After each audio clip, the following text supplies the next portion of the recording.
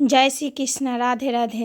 শুভ সকাল বন্ধুরা, সবাই কেমন আছো? আশা করি সবাই ভালো আছো, আমিও ভালো আছি। দেখো, আমি সকালে উঠে স্নান দান করে আগে সব বাসি করে তো আমি স্নান করে পুজো করে নিয়েছি। আর পুজো করেছি, পুজো করার পরে না আমার একটু ভিডিও করতে ভালো লাগে। কেন, ঠাকুরের আসনটা না দেখতে খুব সুন্দর লাগে ফুল দিয়ে যখন সাজানো হয়। তার জন্য আমি পুজো করে প্রত্যেক দিন যতটা যেদিনই আমি পুজো করব সেদিনই কিন্তু আমি তোমাদের সাথে শেয়ার করি। শুভ সকাল বন্ধুরা, সবাই কেমন আছে? আশা করি সবাই ভালো আছে। দেখো, আমি স্নান দান করে আমার পুজো কমপ্লিট হয়ে গেছে। এখন আমি যাব কিচেনে, কি রান্না করছি না করছি সব কিছু শেয়ার করবো। চলো দেখতে থাকবো। আর ভালো লাগলে অবশ্যই একটা লাইক দেবে আর কমেন্ট করে কিন্তু অবশ্যই জানাবে। আর যারা নতুন দেখছো আমার চ্যানেলটি, তারা চ্যানেলটিকে সাবস্ক্রাইব করে নেবে।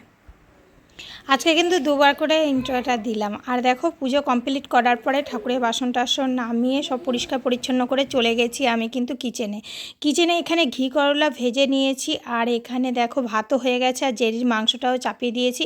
আর আজকে না মাংস বানাবো পেঁপে দিয়ে, ক্যাপসিকাম আলু দিয়ে পাতলা, আমাদের জন্য। আর এদিকে দেখো টিফিনে বানিয়েছি মেটে দিয়ে ভাত ভাজা। তো এটা কিন্তু খেতে দারুণ টেস্ট হয়, একদিন তোমাদের সাথে আমি শেয়ার করব রেসিপিটা। আর মাংসটাও করে নিয়েছি। মাংসটা একদম হালকা পাতলা ঝোল হবে। স্টু বানাতাম, কিন্তু সায়নের বললো না একটু মশলা দিয়ে একটু রান্না করো।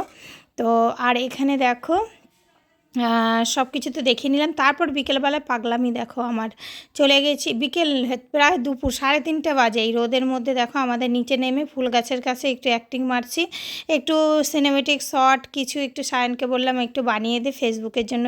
আর এখানে এত গরম পড়েছে দেখো, রাত্রেবেলায় আমি এসে নিয়েই ভিডিওটা শেষ করব বলে বসেছি, কিন্তু চারিদিকে এত আওয়াজ, তার জন্য আবার পরে ভয়েস দিচ্ছি। একটু থোবরাখানা দেখিয়ে নিলাম তোমাদের সাথে। আর বিছানায় এসিতে বসে আছি।